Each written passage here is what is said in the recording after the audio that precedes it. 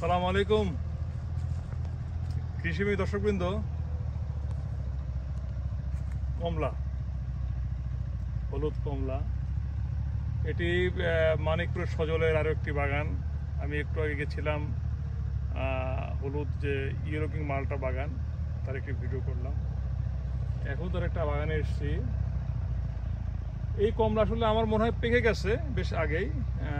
সে বোধহয় রেখেছে, কিছুটা বিক্রি করতেছে, এবং যারা দর্শনার্থী আছেন তারা এখানে আসতেছেন, বা বিভিন্ন মিডিয়া ব্যক্তিত্ব আসতেছে। তো এটা হচ্ছে সাউথ আফ্রিকান একটা জাত।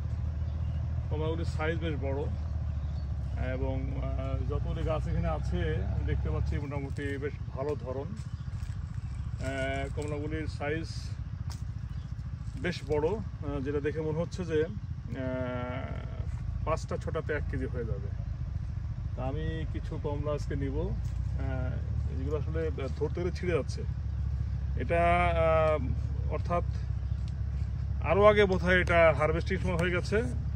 যদিও কমলা লেবু গাছে কিছু রেখে খাওয়া যায়, বাট খুব বেশি দিন থাকলে আবার রসাল ভাবটা থাকে না, হয়তোবা অতটা মিষ্টি লাগার কথা না, বা টক না অ্যাটলিস্ট।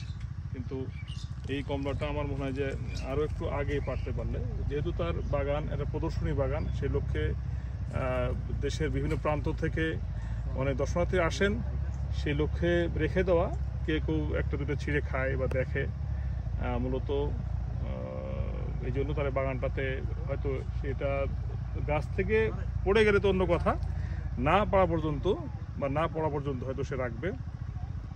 প্রতিদিন তার বাগানে বাংলাদেশের বিভিন্ন প্রান্ত থেকে অনেক কৃষিপ্রেমী লোকজন আসতেছে, বা যারা বাগান করতে চায়, মালটা বাগান বা পেয়ারা বাগান, বা তার যে 12 মাসি আম বাগান আছে, বা আমের যে বিভিন্ন ভ্যারাইটি আছে, এবং মালটা যে ভ্যারাইটি আছে, সেই সমস্ত চারা তারা কালেক্ট করতে আসছে এখানে।